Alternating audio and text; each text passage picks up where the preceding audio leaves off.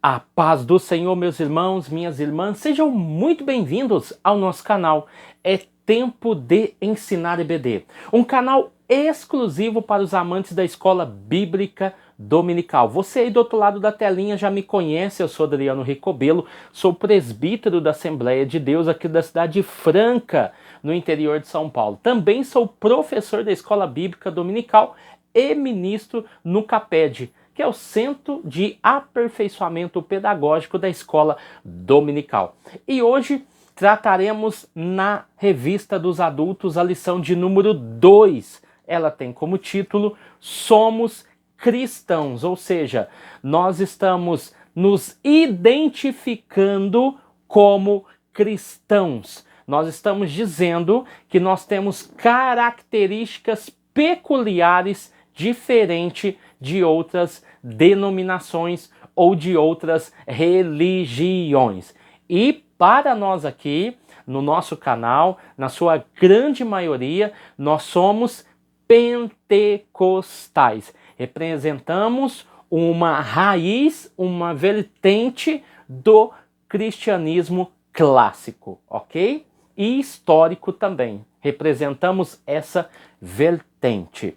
E aqui, no nosso tema, Somos Cristãos, que é um tema que vai levar como base Gálatas capítulo 2, gostaria de pedir para vocês a maior atenção do mundo para essa lição, porque ela é muito importante. Vá comigo até o final do vídeo, eu acredito que vai ser uma bênção para a tua vida. Mas antes de nós iniciarmos o nosso vídeo, gostaria de pedir para vocês 3 coisas importantes. Primeiro, aquele like do céu, aquele like abençoado que tem ajudado o nosso canal. Segundo, não deixe de comentar, isso é muito importante. Quero deixar um coração, quero deixar uma palavra de bênção e de vitória para a tua vida. E também compartilhe os nossos vídeos, assim você vai ajudar outras pessoas a conhecerem o nosso canal, tá bom? Então vamos lá para a nossa reflexão de hoje. Textuário, Atos capítulo 15, versículo 19, é o capítulo do concílio. Vai dizer o seguinte: pelo que julgo que não se deve perturbar. Ou seja, o termo aqui dá-nos a ideia de atrapalhar. Pelo que julgo que não se deve atrapalhar aqueles quem? Os não-judeus, dentre os gentios, que se convertem a Deus. Então, essa fala aqui é de Tiago. Tiago, nesse concílio, é considerado Tiago o moderador, porque muitos falaram, Paulo, Barnabé, muito provavelmente os discípulos que estavam com ele confirmando aquilo que ele estava falando juntamente com Barnabé. Eu tenho a figura de Pedro falando também. E Tiago, o moderador, ele vai levar a conversa aos trâmites finais e assim nós temos as cláusulas que são indiciadas ali, tá bom? Então vamos lá. Então nós entendemos aqui a verdade prática. A verdade prática diz assim: o cristianismo é uma religião de relacionamento pessoal. E isso é muito importante, porque o relacionamento pessoal faz-me entender, sentir, admirar o outro e ter compaixão, misericórdia. Eu também tenho a ideia de agir com prudência, com decência, com honestidade, ou seja, a relação do cristianismo é essa, é a relação interpessoal. Ela me ajuda a entender a eu mesmo e também aos outros. Então é aqui, nesse capítulo 15, que eu quero defragar um pouquinho algumas questões aqui, importantes, porque vai ser importante lá no final. Atos capítulo 15, o texto vai dizer que alguns homens estavam pregando a circuncisão e a observação da lei como elemento indispensável para a salvação. O capítulo começa assim: aí Paulo e Barnabé, tendo divergência com esses homens, decide entre eles que era necessário Paulo Barnabé, e o texto diz outros, a subirem a Jerusalém para levar a questão não somente aos apóstolos, mas também aos presbíteros de Jerusalém. Chegando lá, esses homens, Paulo, Barnabé e os demais que estão com ele, começam a anunciar e a falar das maravilhas, dos milagres, das libertações que estavam acontecendo através da pregação no nome de Jesus. E é interessante que nessa reunião, que só tem judeus convertidos e alguns poucos gentios, porque nós estamos falando de Jerusalém, se levanta o grupo dos fariseus que haviam se convertido ao cristianismo e eles, em alto e bom som, protestaram enquanto Paulo, Barnabé e outros estavam falando. E eles disseram em alto e bom som: é necessário observar a lei. Ou seja, nós já temos uma ênfase de que havia um grupo de fariseus convertidos, mas que não aceitaram ainda esse evangelho da graça totalmente e entenderam que era necessária a observação da lei.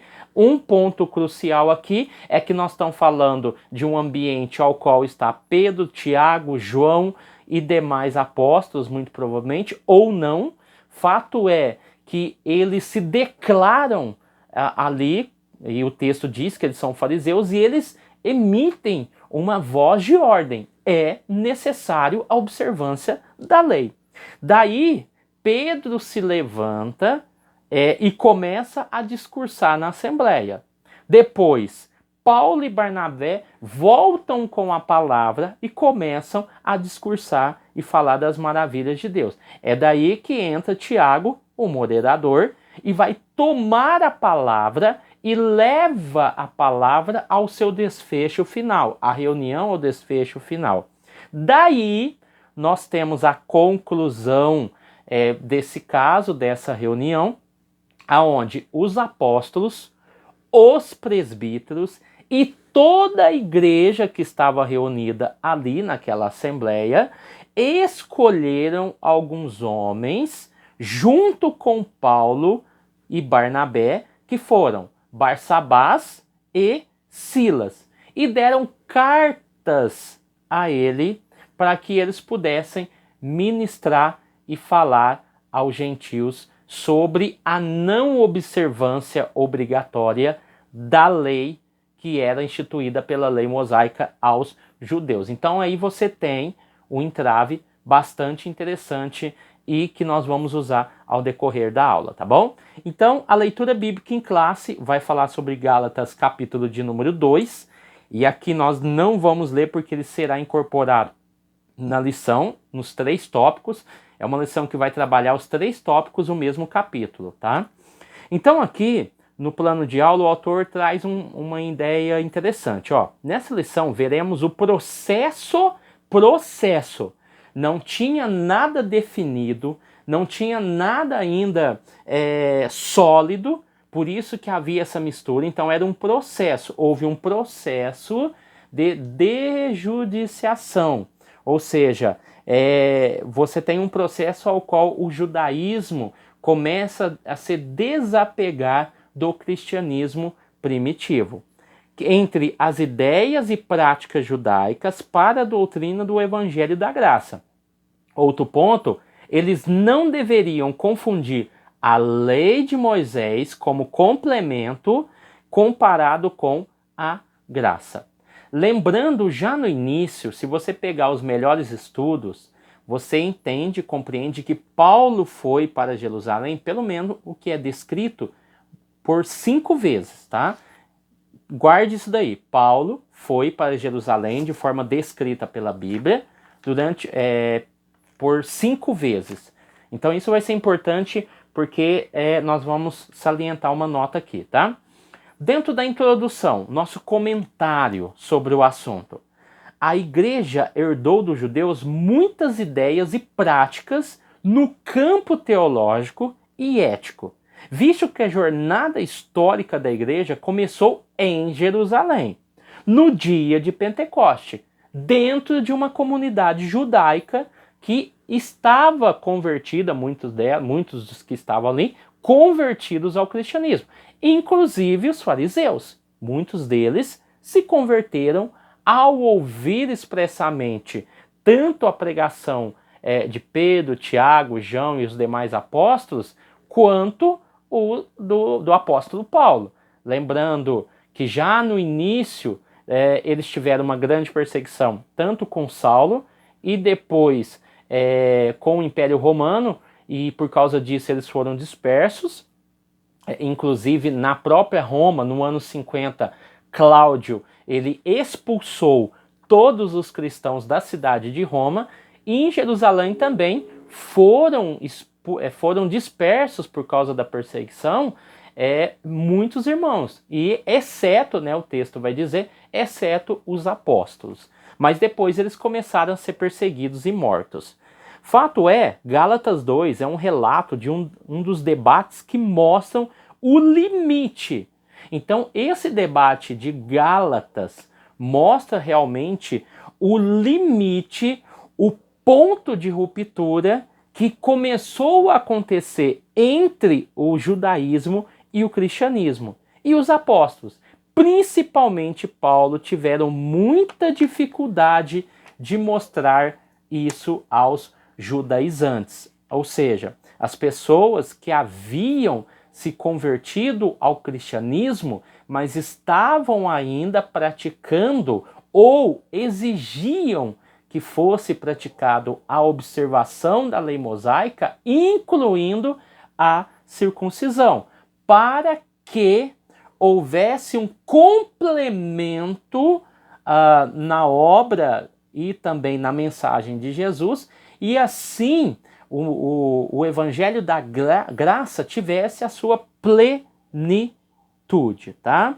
Então, quando nós olhamos aqui para o tópico 1, prevendo-se contra a tendência judaizante, o texto vai dizer, subindo outra vez a Jerusalém. Gálatas capítulo 2, versículo 1 e 2.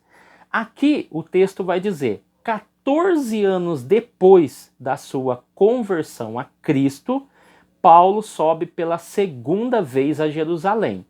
Então, como Paulo ele foi para Jerusalém 5 vezes, é interessante, porque aqui fala que foi pela segunda vez. Então, o autor ele faz uma afirmação, não é controvérsia, é um ponto de vista, tá? Porque ele diz assim, não podemos confundir essa visita de Paulo com a sua ida ao concílio de Jerusalém, registrado em Atos capítulo 15.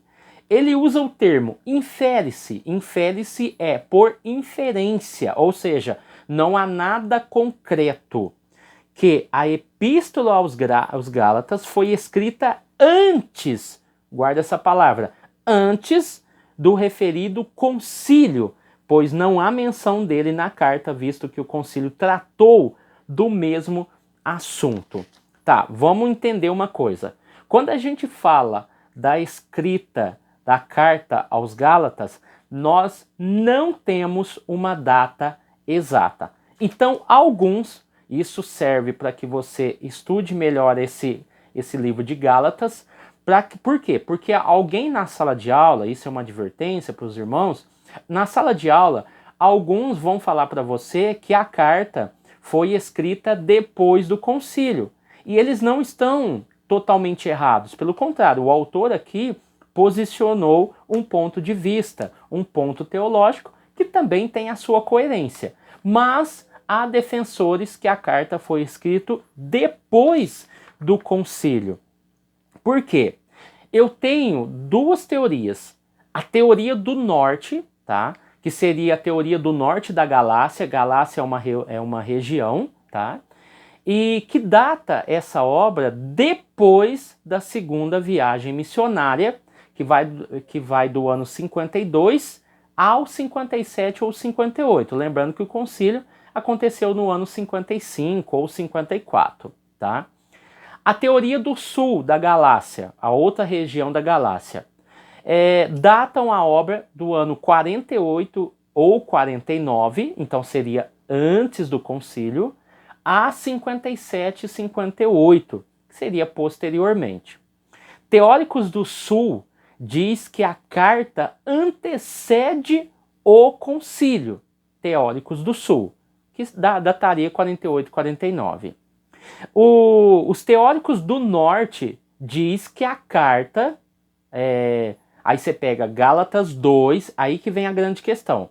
Os teóricos do Norte, eles diz que a carta, aí ele usa Gálatas capítulo 2, se identifica com Atos capítulo de número 15.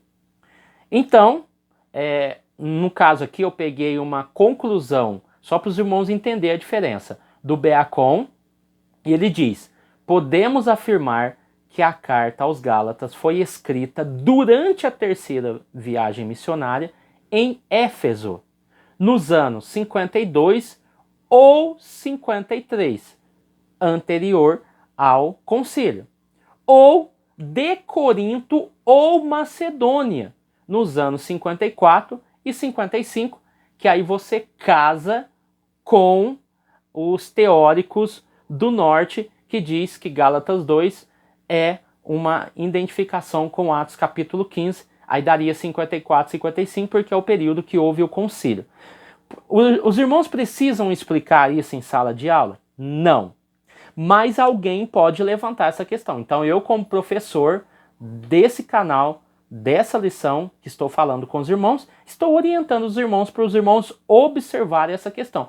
O autor não está errado, porque ele usou uma posição teológica, mas existe a posição teológica de que Paulo escreveu essa carta depois do concílio, e também não está errado. Se você estudar o livro de Gálatas, ou a carta aos Gálatas, você vai perceber que ela é muito complexa nessa questão de data, tá bom? E também de autoria, mas não vem ao caso hoje. Fato é que nós compreendemos que Paulo, o apóstolo, escreveu essa carta. Para quem são os Gálatas? Os Gálatas são celtas, tá? E esses celtas que foram evangelizados por Paulo. Então, voltando à nossa questão, então essa visita aconteceu antes de sua primeira viagem missionária. Viu como mudou a posição do autor com aquilo que eu falei? Eu peguei vários livros que eu tenho aqui, até um pouco mais aqui, principalmente os comentários bíblicos, e fui abrindo um por um. Cada um falava uma coisa, tá? Porque realmente é um ponto bem, não vou falar polêmico, é um ponto a ser estudado e trabalhado dia após dia. Fato é que o autor coloca nessa questão. Então aqui, irmãos, é importante você salientar, não é para virar discussão, mas que você coloque a posição do autor que não está errada e também acrescente, caso haja alguma pergunta, ou eu acho até melhor você falar sobre isso, para que você mostre que também há uma outra posição concernente a essa questão. Mas o importante é uma coisa aqui. Depois que eu falei tudo isso para você, a ordem não afeta os fatores, correto? Por que a ordem não afeta os fatores? Porque independente se foi antes ou depois, um problema estava em questão. Primeiro, a conversão dos gentios, isso estava em pauta. E segundo, o problema com os judaizantes. Então essa questão é chave aqui. Então capítulo 2, o capítulo 2, o versículo a seguir, versículo 1 e 2, vai dizer que anos depois voltei para Jerusalém com Barnabé e Tito. Então, 14 anos depois, voltei para Jerusalém com Barnabé e Tito. Então, foi 14 anos depois da sua conversão ou não? Então, alguns dizem que foi menos. Fato é que 14 anos depois, ele volta para Jerusalém com Barnabé e Tito. Versículo 2 tem um ponto crucial. Deus me revelou que eu deveria ir e fazer isso.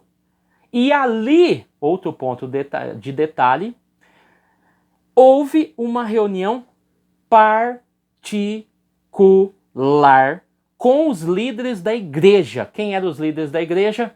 Pedro, Tiago, João e também os presbíteros. Tinham presbíteros ali. Com os líderes da igreja. Expliquei a eles a mensagem do evangelho que anuncio.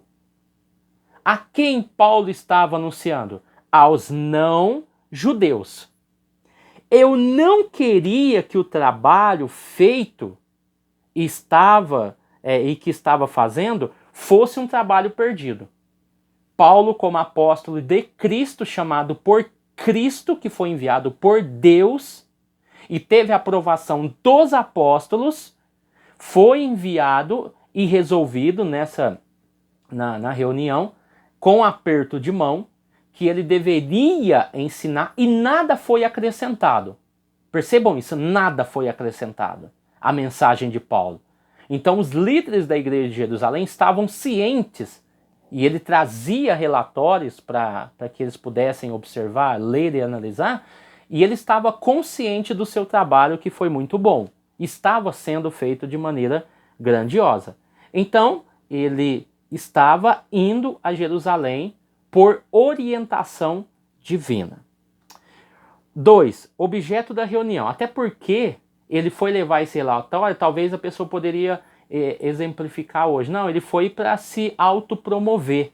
Ele foi para aparecer. Não, esse relatório só foi mostrado porque ele estava lá por causa de uma orientação divina. Então aqui, o objetivo da reunião. Essa reunião não foi um concílio, tá bom? Igual a Atos capítulo 15, e nem um sínodo. Então, se levarmos em consideração que a reunião, o concílio do capítulo 15 não havia acontecido, fato é que nada foi acrescentado na mensagem de Paulo. Se a reunião, o concílio aconteceu no mesmo período, Paulo já tinha cartas em mãos que eram anunciadas e mostrando que os apóstolos estavam cientes que os não-judeus não precisavam de observar a lei, nem circuncidar, mas havia ali algumas demandas concernente à carne sufocada, tá? Ao sangue e também aos sacrifícios, tá? Então aqui, nessa segunda visita, por meio de revelação, aí aqui ele coloca que teve uma ligação com Ágabo, pois a missão de Paulo, pelo que parece, foi levar donativos para os irmãos pobres da Judéia. E aproveitando a ocasião, o apóstolo expôs o evangelho que vinha pregando aos gentios há 14 anos. Então, em vias de dúvidas, segue aquilo que o autor colocou, para que não haja uma confusão de tempo e espaço entre aquilo que eu disse no começo, entre os defensores do norte e os defensores do sul. Então, segue essa linha de raciocínio. Fato é que Atos capítulo 11, versículo 27, vai falar justamente disso. Porque alguns profetas que estavam em Jerusalém foram para Antioquia, aonde Paulo e os demais estavam. E ali eles profetizaram, no versículo 28, que haveria uma grande falta de alimento no mundo inteiro, que era o mundo conhecido da época. O versículo 29 vai dizer que os cristãos resolveram mandar ajuda aos irmãos que moravam na região da Judéia, e deram a oferta. Percebam que Ágabo sai, juntamente com outros, de Jerusalém, então eles eram judeus convertidos, e vão para Antioquia. Lá ele recebe uma revelação, daí o apóstolo Paulo percebe que há uma necessidade. Precisamos ajudar os nossos irmãos prosélitos, aliás, os nossos irmãos judeus, que se converteram ao cristianismo e estão passando por muita dificuldade. Então eu estou falando de gentios convertidos ao cristianismo, que iam pegar as suas ofertas e enviar para os irmãos judeus que haviam se convertido ao cristianismo. Vai pegando aí os detalhes. Versículo 30. E mandaram Barnabé e Saulo para entregar aos presbíteros da igreja. Ou seja, nesse ambiente da Judéia, tá, e Jerusalém era o centro, eu estou falando de uma grande, esmagadora massa de judeus que haviam se convertido. Então eu tenho os apóstolos e tenho os presbíteros que estão aí na retaguarda. E aqui é a mesma coisa. Paulo, apóstolo, mediante o chamado de Cristo, está chamando também os seus obreiros para um grande levante de oferta para os seus irmãos que são judeus convertidos ao cristianismo. Aí você vê toda essa questão sendo elaborada, e Paulo tem uma intenção bem interessante, que eu vou falar depois aqui, concernente à união, tá bom? Paulo vai aproveitar essa oportunidade para tentar unir as igrejas gentílicas e judaicas. Aí aqui, no Gálatas capítulo 2, versículo 9, vai dizer: por isso, Tiago, Pedro e João, que eram considerados os líderes da igreja, reconheceram que Deus me tinha dado essa tarefa especial. E como sinal, qual que era o sinal de que os apóstolos haviam reconhecido o ministério de Paulo e que já estava sendo reconhecido e foi reconhecido por Jesus enviado por Deus? Que essa tarefa especial, e como sinal de que éramos judeus, todos companheiros, na verdade, eles deram a mim e a Barnabé um aperto de mão. Eu e Barnabé trabalharíamos entre os não-judeus, isso Paulo deixa muito claro em Gálatas nessa visita, e eles entre os judeus. O versículo 10 há um pedido especial de Tiago e os apóstolos. Por quê? Lembra que já havia acontecido um problema muito grave entre as viúvas gregas e as viúvas hebreias? E as viúvas gregas estavam sendo negligenciadas, e por isso os apóstolos escolheram ali diáconos para ajudar. Temendo esse problema, porque nós estamos falando de um ambiente totalmente diferente e distante, temendo que essas viúvas e órfãos judias e judeus que estavam convertidos ao cristianismo fosse negligenciada até como uma forma de punição pelo que aconteceu, eles pedem: olha, lembrem dos pobres das igrejas. Ou seja, aí o texto vai dizer que Paulo deixa claro que ele nunca deixou de fazer esse trabalho. Paulo não iria pagar com a mesma moeda que os judeus da época fizeram lá em Atos capítulo 2. Tá? Ou, é lógico que em Atos capítulo 2 Paulo nem pregava ainda, mas a história corria. E muito provavelmente ele ficou sabendo dessa situação e o porquê naquela época já existia os diáconos como uma função, tá? Então aqui é um ponto interessante, foi dado um aperto de mão como forma de reconhecimento desse apóstolo, né, enviado por Cristo, porque eu recebi do Senhor o que também vos ensinei. 1 Coríntios capítulo 11. Ou seja, ele recebeu essa revelação. E não somente Paulo foi reconhecido como apóstolo, mas também Barnabé. E o que foi decidido ali? Vocês pregam, organizam e executam a obra entre os gentios. E nós pregamos, administramos e executamos essa grande obra de evangelização entre os judeus, tá? Subtópico 3. Tito e a circuncisão. Barnabé era judeu. Isso é fato. Fácil de entender. Aparece no versículo 1, 9 e 13 de Gálatas capítulo 2. Tito, no entanto, sendo grego. Foi um risco que Paulo correu, mas não foi uma provocação introduzir um incircunciso no meio dos judeus. Os judaizantes, que são convertidos, queriam que Tito fosse circuncidado. Encontramos no Novo Testamento a compreensão e a tolerância de Paulo com os fracos na fé, a ponto de circuncidar Timóteo, mas ele era judeu, pois sua mãe era judia. Percebam uma coisa. O autor disse que isso não foi uma provocação, mas isso foi intencional. Paulo quer mostrar aos judeus que a graça de Deus havia alcançado a todos, e para receber essa graça não era necessário a circuncisão, e também que a graça muda as pessoas, independente da sua etnia. Não foi uma provocação, mas foi intencional. Ele queria trazer não um alvoroço, não um problema, um tumulto, mas uma realidade. Tanto é que eles vão usar isso lá no final, que eu vou falar, contra Paulo, tá bom? Vamos lá. Então, Gálatas 2, versículo 3 e 4 vai dizer: Tito estava comigo, Paulo dizendo aos Gálatas, mas ele não foi obrigado a circuncidar. Por quem?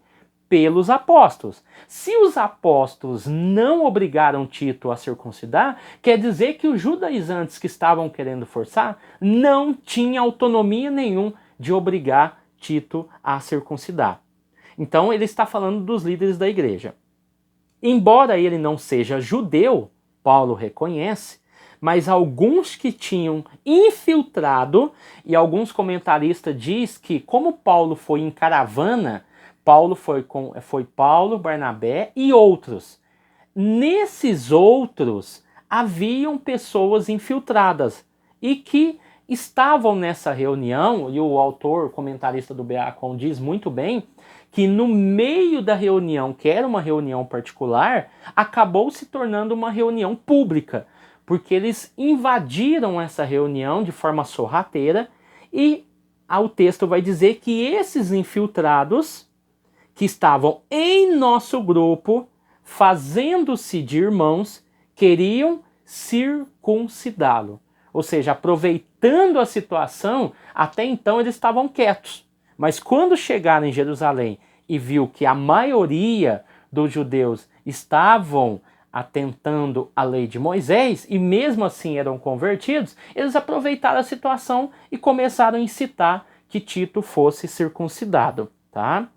E percebam, Atos capítulo 16, versículo 1 ao 5, o caso de Timóteo. Percebam, Paulo chega em Derbe e Listra, nós estamos falando da Galácia, tá? Em Listra morava Timóteo. Nós estávamos falando de Tito, agora é Timóteo. A mãe, cristã, o pai não. Moradores de Listra, porque ele chegou em Derbe e Listra, que é na Galácia, quando ele chegou, os moradores de Listra e Icônio falavam bem de Timóteo e conhecia. E sabia que o pai era grego, a mãe era judia, a mãe era cristã e o pai não. E Paulo quis levá-lo para onde? Para Listra, Icônio, Derbe, ou seja, queria levar ele para essa viagem. E para isso o circuncidou. Percebam, Tito, Paulo não quis circuncidar, porque era grego. Mas no caso de Timóteo, Paulo circuncidou ele. Ele estava obedecendo à lei? Não. É aquilo que Paulo sempre falou. Fiz-me de fraco para ganhar os fortes. Fiz-me de louco, enfim. Paulo usa essas estratégias muito bem elaboradas para disseminar a verdade do Evangelho. E como eu estou falando de questões de costume, no caso de Timóteo, ele preferiu circuncidar para que ele pudesse ter abertura entre os judeus de Derbe e Listra que estão ali na Galácia. E até gentios, mas gentios não tinham essa preocupação. Pois todos os judeus que moravam naqueles lugares sabiam que o pai de Timóteo não era judeu. Então eles não iriam aceitar a presença de Timóteo. Passaram, não era judeu, e passaram anunciando as tomadas de decisões pelos apóstolos e presbíteros em Jerusalém e aconselhavam, e assim a igreja crescia. Percebam que no capítulo 16, versículo 1 e 5, a questão da circuncisão de Timóteo é o de menos. Por quê? Porque Paulo tem uma carta na manga, ele tem a carta dos apóstolos. A questão não era falar para os judeus que para alcançar a graça precisava se circuncidar. É que para chegar até os judeus de Derbe, Listra e Icônio, ele queria levar Timóteo, mas ele precisava circuncidar Timóteo. Só que ele já estava com as cartas na mão da igreja de Jerusalém, aonde ele apresentava como forma de mensagem àquele povo e mostrava para eles que eles não precisavam. Paulo nunca afirmou, na verdade, que eles não deveriam se circuncidar e que não precisava de circuncidar seus filhos e que não precisava de obedecer à lei de Moisés. Percebam isso. Paulo nunca falou isso. Vocês não podem circuncidar seus filhos e vocês devem largar a lei de Moisés. Paulo sempre usou o termo que a lei não era suficiente para a salvação e que a lei estava morta por causa do sacrifício de Cristo, que superou todas as expectativas da lei. Então Paulo nunca falou, nunca, que eles deveriam abandonar. Tá? Então, tanto é que eles usam isso como argumento depois. Fato é que apresentando a carta dos apóstolos, concernente à carne sufocada aos ídolos, aliás, a carta que ele tinha em mãos, tanto judeus quanto gregos ou outras etnias aceitaram a fé em Cristo, e daí, aos poucos, eles observaram que a lei era apenas um procedimento que hoje há um valor maior, que era a graça. E assim, aos poucos, eles iam deixando de observar, alguns não, outros sim, mas aos poucos eles entendiam que o procedimento da lei tinha o seu significado, teve a sua particularidade, teve a sua importância, mas que agora não era mais necessário. E assim, aos poucos, eles iam deixando de cumprir alguns requisitos da lei mosaica. Algumas festas eles praticavam, tanto é que Paulo praticava as festas. Eu vou citar aqui, Atos 21, por exemplo, que ele está ansioso para a festa de Pentecostes. Então eles participam de festas, eles não estão totalmente desraigados ou desenraizados. Pelo contrário, eles ainda mantêm alguns costumes e alguns padrões éticos e morais. Vamos lá. Tópico 2. A tendência judaizante no início da igreja. O espanto do apóstolo. Tão logo Paulo retornou de sua viagem e ficou sabendo que os irmãos da Galácia estavam vivendo outro evangelho. Então ele estava atônico pela rapidez do desvio deles. Então aqui nós entramos em um entrave. No capítulo 1 nós estudamos o capítulo 2. E aqui, vamos entender aqui, eles renunciaram em troca de um evangelho diferente. Gálatas capítulo 1, versículo de número 6. Um evangelho diferente. Aqueles que os incomodavam só queriam perturbar o evangelho de Cristo. Ou seja, esses judaizantes estavam trazendo um outro evangelho. Essa é a ideia. Um evangelho que eles diziam, no linguajar do texto, que era superior ao evangelho que Paulo estava pregando. Gálatas capítulo 1, versículo 8, Paulo repreende eles dizendo, olha, mesmo se eu ou outros, ou até um anjo anunciar outro evangelho, considere anátema. Então os Gálatas estavam em processo, olha que perigo, os Gálatas estavam em processo de abandono do evangelho de Cristo. Porque eles estavam anunciando um outro evangelho que diziam ser superior. O que é esse outro evangelho? É os judaizantes pregando o seguinte: olha, Cristo morreu na cruz. E isso foi muito bom para nós. Só que para que aconteça a plenitude da graça, é necessário a circuncisão, é necessária a observância da lei, dos costumes, para que o evangelho, para que esse evangelho tenha realmente a transformação na vida das pessoas. E daí você acaba incluindo também os não-judeus, que deveriam se adaptar aos costumes e práticas judaicas. Então, por isso que fala de outro evangelho. Tanto é que a ideia é que o evangelho que seus opositores pregavam era superior ao que Paulo anunciava, que era o evangelho somente pela graça e somente pela fé.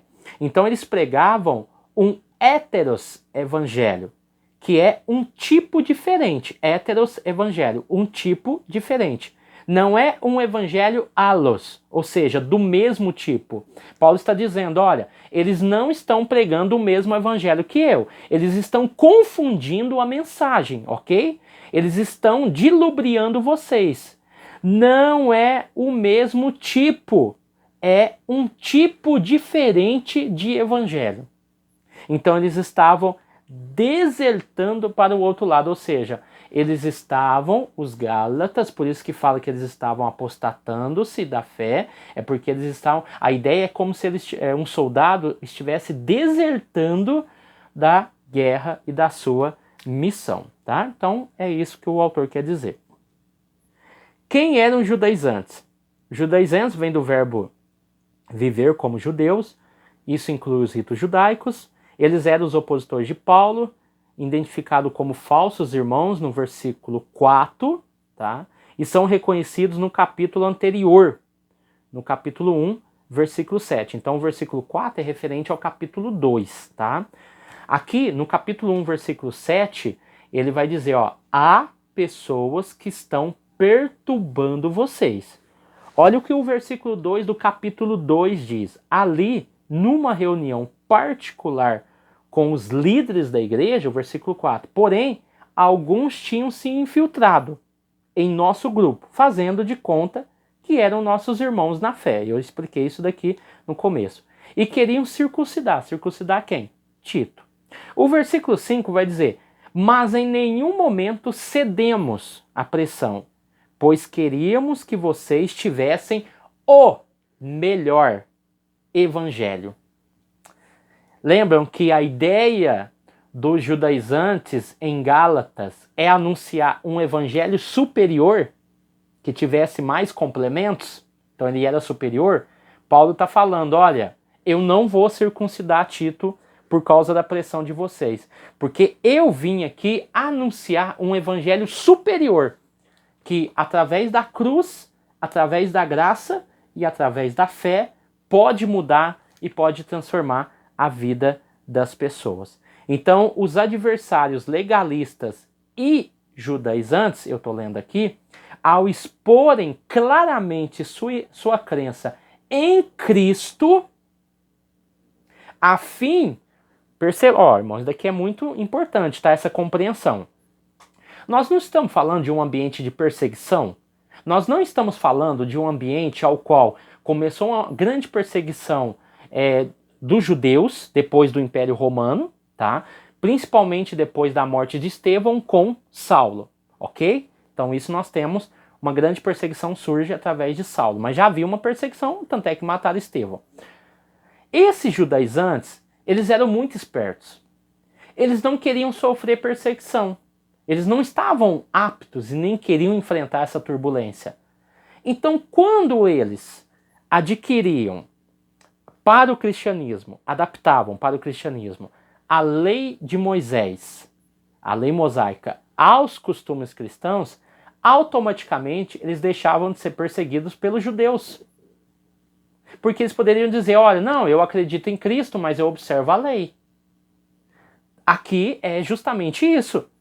A perseguição, os judeus procuravam promover a lei judaica como padrão de vida cristã. E assim evitavam a perseguição. Isso era um dos pontos cruciais. Tanto é que os cristãos eram acusados de promiscuidade e de canibalismo, porque eles diziam que comiam o corpo e o sangue de Cristo. Comiam e bebiam.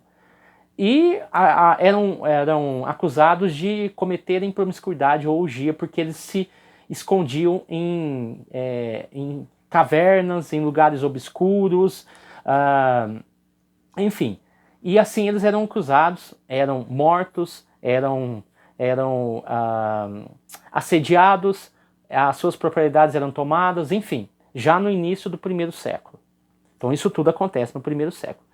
O clima de tensão. Não é necessário muito esforço para perceber o quanto Paulo e Barnabé foram pressionados pelos judaizantes. Versículo 9. Parece que João, Pedro e Tiago estavam presentes. Os judaizantes, chamados de falsos irmãos, conseguiram furar o bloqueio e entraram sem serem convidados à reunião. Então isso você vê lá no versículo de número 4.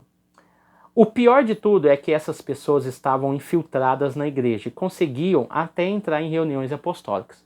O versículo 5 diz muito claramente: mas em nenhum momento nos cedemos, pois queríamos que vocês tivessem o verdadeiro evangelho que eu acabei de citar.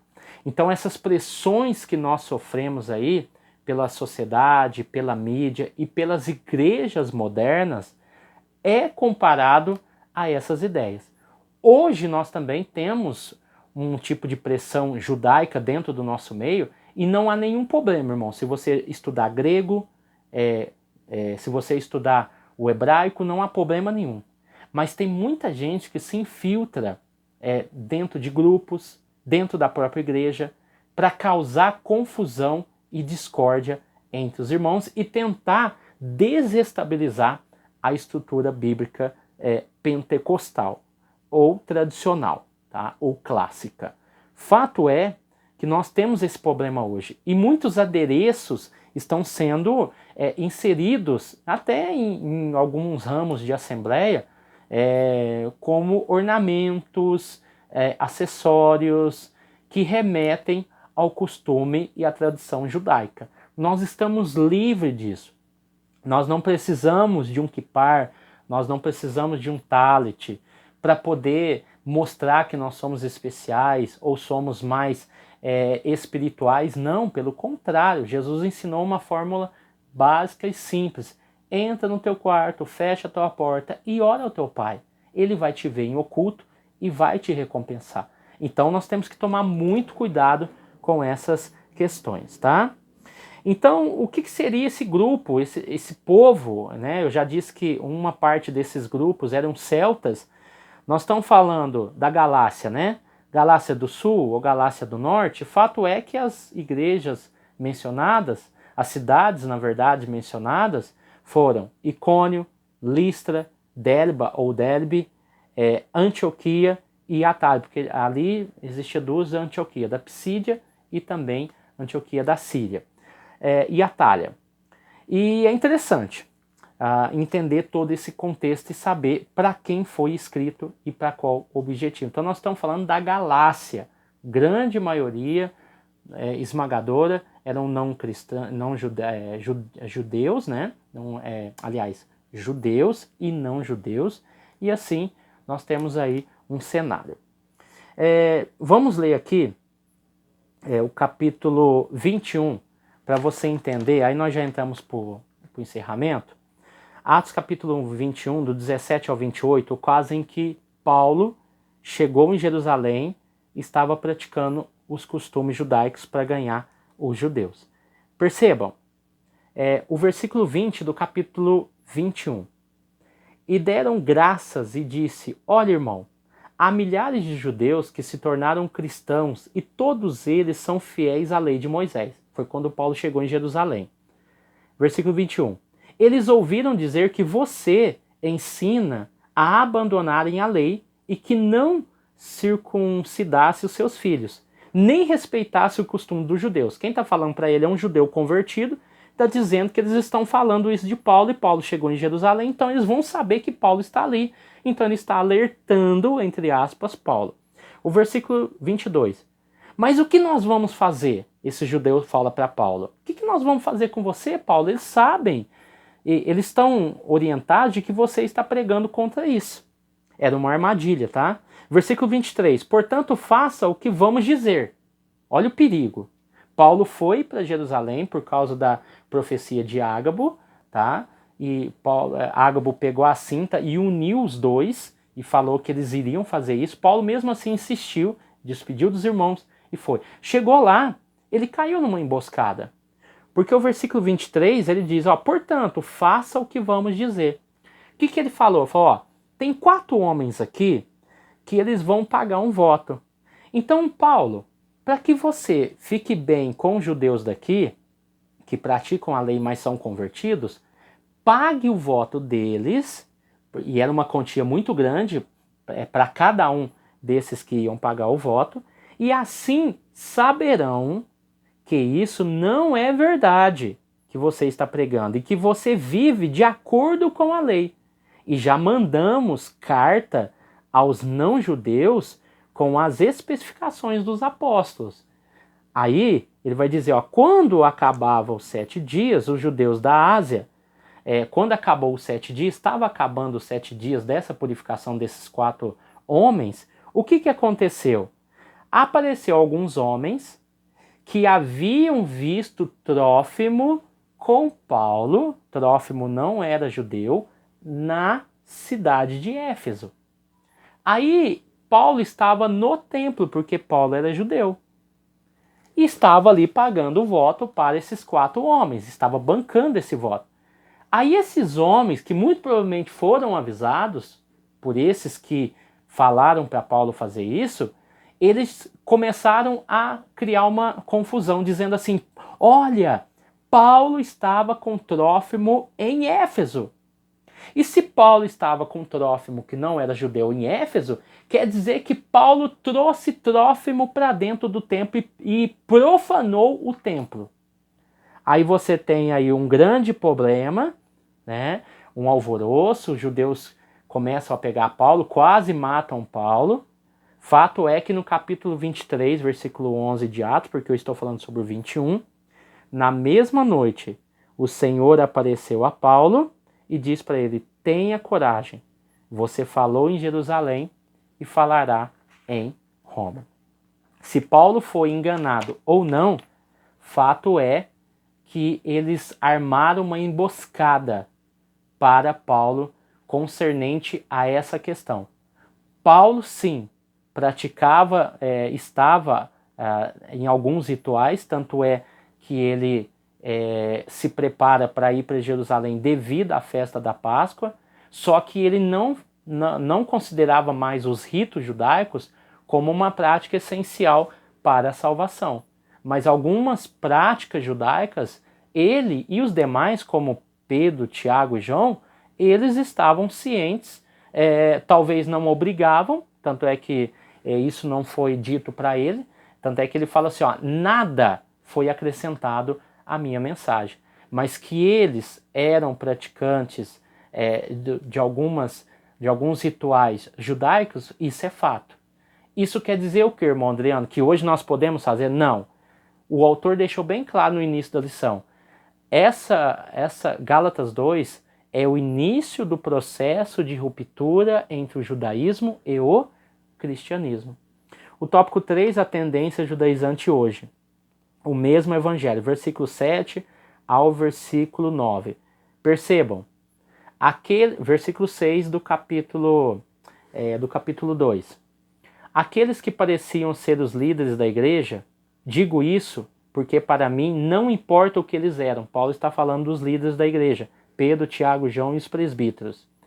Não importa o que eles sejam, pois Deus não julga pela aparência aqueles líderes. Repito, não me deram nenhuma ideia nova, ou seja, eles não acrescentaram nada à mensagem de Paulo, e Paulo, quando chegou lá e depois foi falar aos Gálatas, ele diz assim, olha, para mim, eles não têm importância, não no sentido efetivo da coisa, mas que Paulo entendia que eles eram chamados assim como ele e assim como os demais, e que Deus não olha a aparência. E ele diz, repito, não me deram nenhuma ideia nova, tá? Porque Deus não julga pela aparência. Paulo está dizendo, a mesma autoridade que eles têm, Deus também me deu. Isso é forte, isso mexe com o ego de muita gente. Imagine você chegar ao seu pastor e falar que não importa o que ele é, ou que para mim ou para você não importa o que ele representa. Porque a ideia é, eu me comparo a Pedro, Tiago e João, faço a mesma obra que ele, só que em ambientes diferentes. Versículo 7. Pelo contrário, eles viram que Deus me tinha dado, aí ele vai falar do aperto de mão e da separação que houve. Versículo 8. Pois, pelo poder de Deus foi feito apóstolo para anunciar o evangelho aos não-judeus, assim como Pedro foi feito apóstolo para anunciar o evangelho. Aqui no versículo 8 e 9 ele dá duas ênfases. Primeiro no versículo 8 ele fala sobre a questão do apostolado. Ele recebeu e os apóstolos também. No versículo 9 ele vai falar, Tiago, Pedro e João, que também eram considerados líderes da igreja, reconheceram que Deus me tinha dado essa tarefa especial. E como sinal que éramos companheiros, eles deram a mim, a Barnabé, um aperto de mão. Então Paulo está falando da responsabilidade no versículo 7, ele fala sobre a responsabilidade que foi dada a ele e os apóstolos, e no versículo 8 ele fala sobre o apostolado que foi dado a ele e também aos apóstolos. Por isso que ele fala que, levando em consideração a figura dos três e os demais, ele entendia que todos eram iguais perante Deus, porque cada um tinha a sua função. Mas vai falar isso para o seu pastor que você arruma um problema e às vezes é até desligado da igreja. Às vezes se você usar essas mesmas palavras que Paulo usou, tá? Porque às vezes o pastor ele se sente superior à igreja. Quando a gente fala de sacerdócio universal é justamente isso. Todos são iguais perante Deus. O que muda, o que eu sempre falo nas aulas, é a questão da responsabilidade. A responsabilidade que o seu pastor tem não é a mesma que a sua. É muito maior. Mas a responsabilidade que você tem é maior do que a do outro irmão. Mas em termos gerais, todos são iguais perante Deus. Aqui ele vai falar sobre as práticas judaizantes, o perigo da doutrina judaizante, que foi muito bem falado. E aqui no capítulo 2, versículo 11 e o versículo 12 ao 21, ele vai falar algo que mexe com muita gente, né? Paulo enfrentou Pedro na cara. O que aconteceu lá, irmão? Pedro veio a Antioquia, saiu de Jerusalém, foi para Antioquia, da Síria, e eu fiquei contra ele em público, na reunião. Por quê? Porque Pedro comia lá em Antioquia com os não-judeus. Mas depois chegou alguns irmãos judeus convertidos que foram enviados por Tiago para lá. Aí Pedro começou a se afastar, pois ficou com medo dos que eram a favor da circuncisão. E até Barnabé, Paulo vai dizer, que ficou constrangido, e ele chama Barnabé e também Pedro de hipócrita, porque foi só os irmãos de Jerusalém, judeus convertidos, chegarem em Antioquia, eles começaram a se comportar como judeus. Aí ele vai dizer para Paulo, então, para Pedro, então como é que você, sendo judeu, vive com não-judeu e quer obrigar os não-judeus a viver como judeus? Aí aqui nós temos esse entrave bem interessante, irmãos. Então é muito importante essa aula, falar sobre os judaizantes, falar sobre esses costumes. Talvez você não consiga abordar da maneira como abordei, talvez você aborde de maneira mais simples, mas bem objetiva, bem clara. Isso é uma pré-aula, então é importante que fossem salientados esses pontos. E me desculpe pelo horário aí de 59 minutos. O que nós podemos deduzir dentro dessa questão da liderança também? Que Tiago era um líder administrativo, Pedro era um líder da obra missionária aos gentios em Jerusalém. Amém? Deus abençoe você, sua casa, sua família. Fique com Deus e até o próximo vídeo em nome de Jesus.